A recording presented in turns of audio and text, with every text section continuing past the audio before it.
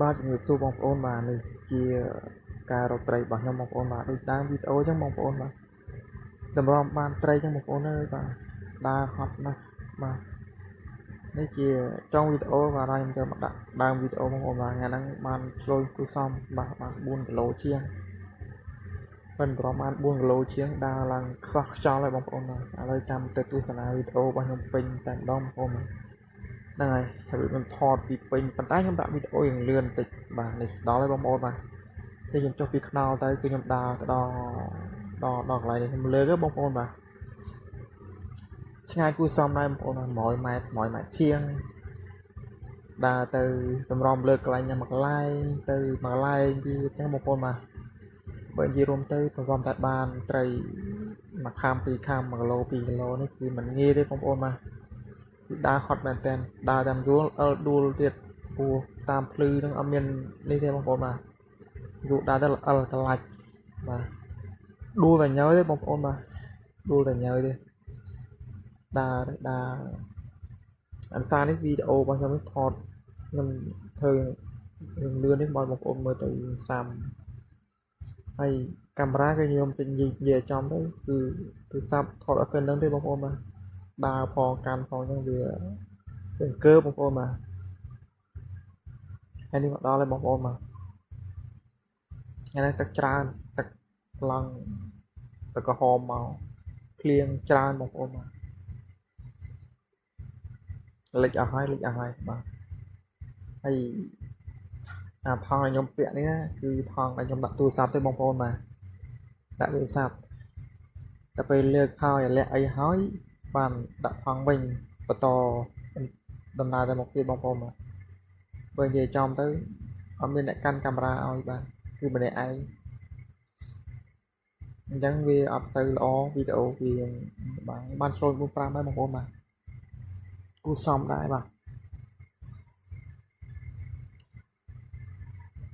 នេះតែបន្តដំណើរទៅមុខទៀតហើយបងប្អូនបាទតែលើកពី3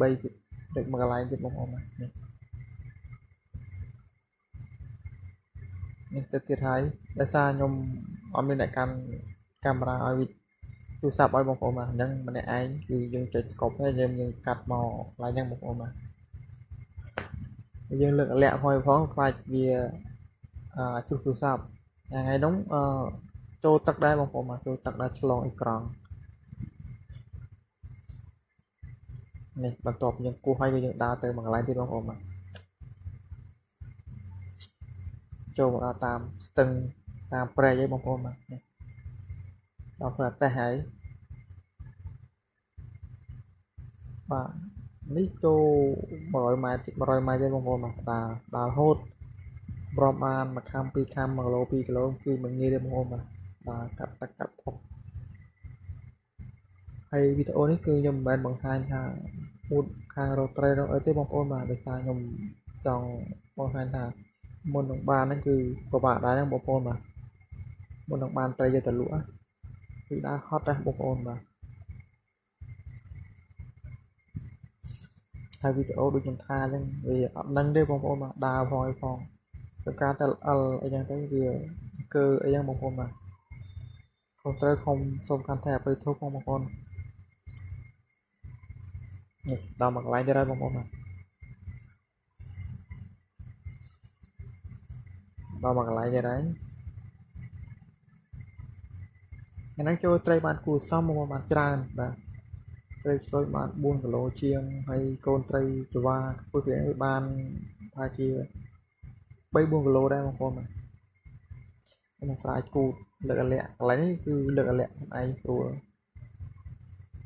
លើកលាក់កាន់កាមេរ៉ា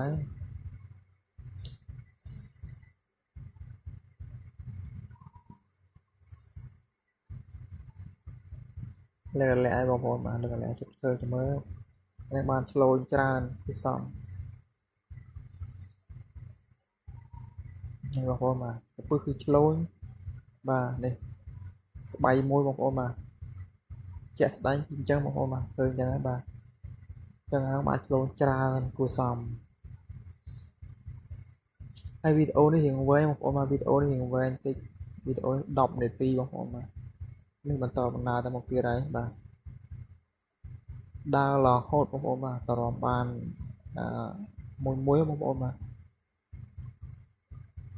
ហត់ដែរហ្នឹងបងប្អូនបាទពេលថ្ងៃបើពេលយប់អត់ទៅអីទេហើយតែមើលខ្ញុំថតសកម្មភាពពេលយប់ម្ដងបងប្អូនបាទតែមើលខ្ញុំថតឲ្យបងប្អូនមើលពេលយប់គាត់ថាពេលយប់វាមើលអត់សូវច្បាស់បងប្អូនវាល្ងឹតតែសកម្មភាពពេលថ្ងៃថតពេលថ្ងៃអញ្ចឹងមើលឃើញច្បាស់ដូចខ្ញុំនិយាយយ៉ាងដែរបងប្អូនអើយមិនអាលាក់ម្នាក់ឯងកាន់កាមេរ៉ាផងលើកអាលាក់ស្បៃយើងផងបាទចូលគួសមបងប្អូនចូលគួសមដើរហើយទៅមុខទៀតហើយបងប្អូនមកទៅមុខទៀតហើយបងប្អូនបាទបើពេញចិត្តកុំភ្លេចចុច like share comment អ្នកមួយផងបងប្អូនបាទនេះបាទថង់នៅជាប់បកគឺដាក់ទូរស័ព្ទបងប្អូនដល់ពេលយើងលើកអាឡែចុចស្កប់ទៅយើងដាក់នៅក្នុងថង់សិននេះតាមភ្លឺតាមហើយបាក់ដើរបងប្អូនអើយបាក់ដើរ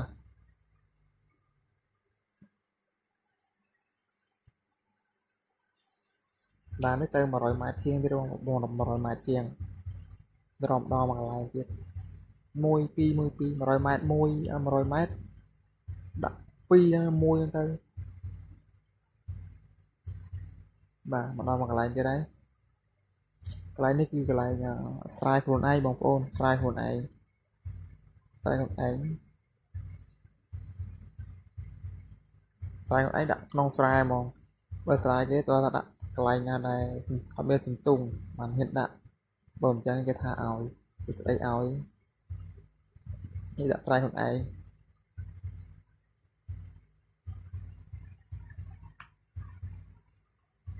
រំបានថតបានហ្នឹងបើអត់ដែរបងប្អូនបានចេញទៅទៀតហើយបាទបន្ទាប់ពីលើកហើយចេញទៅទៀតហើយបងប្អូនបាទ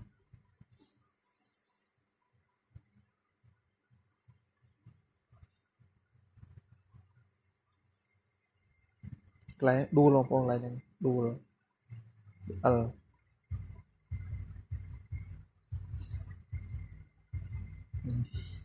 ឃ្លីបថតខ្លួនឯងទៀតបងប្អូនមើលយើងនឹងជប់ហើយដើរអីដើរដល់ហើយដើមលើកអាលាក់ទៀតហើយបាទមុននឹងបានហ្នឹងអស់លុយក្រែលឡើងបងប្អូនមកដេផងហ្នឹងដេខ្លួនឯងផងណាបងប្អូនមិនឲ្យគេដេណា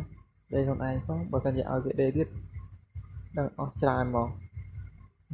គាត់ណាមកឈ្នួលគាត់ណាមកទិញស្បៃអស់ចូលចង់1លានណាបងប្អូនមកទិញស្បៃអាហ្នឹងគិតឈ្នួលដេផងបើគិតទៅឈ្នួលដេទៀតអស់ច្រើនណា11500 20000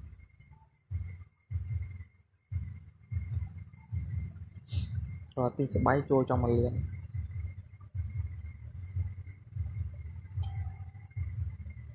នេះលើកអាលាក់បងប្អូនបាទ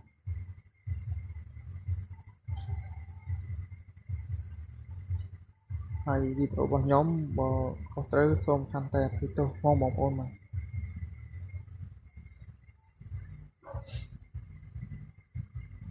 ហើយណាមើលខ្ញុំអត់ទៅចេញនិយាយទេបងប្អូនអើយបាទខុសត្រូវសូមកុំប្រកាន់អីបាទហើយបើសិនជាពេញចិត្តកុំភ្លេច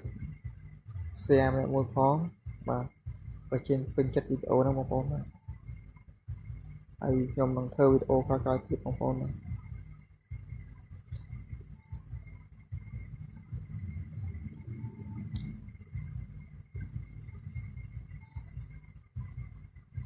ហើយវីដេអូយើងគឺជិតចប់ហើយបងប្អូនបាទនៅសល់តែប្រហែល1នាទីទៀតទេបងប្អូនបាទដល់ហ្នឹងគឺវគ្គចប់ហើយបាទលើកម្នាក់ឯងដើរម្នាក់ឯងថតម្នាក់ឯង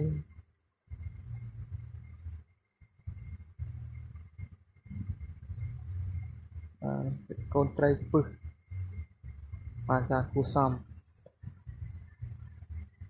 បានហ្នឹងមិនមែនបានរាល់ថ្ងៃក៏ប៉ុណ្្នឹងណាបងប្អូនបាទបើសិនជាបានប៉ុណ្្នឹងរាល់ថ្ងៃមិនបាច់ទេជប់ធ្វើ MMO និយាយលេងបងប្អូនបាទនេះគឺយូរបានម្ដង តដែរមកទឹកយូរតភ្លៀងទឹកច្រើនបានច្រើនទេបងប្អូនមិនមែនបានរាល់ថ្ងៃចឹងណាបងប្អូនបាទហើយវីដេអូយើងមានតែប៉ុណ្្នឹងទេបងប្អូនបាទ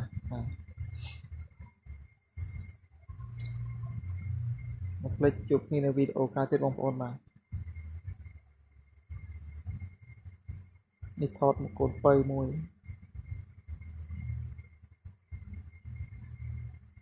បានគួសំអូបាន4គីឡូអានោះ4គីឡូ2ខាំឆ្លូយតែឆ្លូយសុតឆ្លូយបាទតែលើកមកល្អរស់រវើកបាយបាយជួបគ្នានៅវីដេអូក្រោយទៀត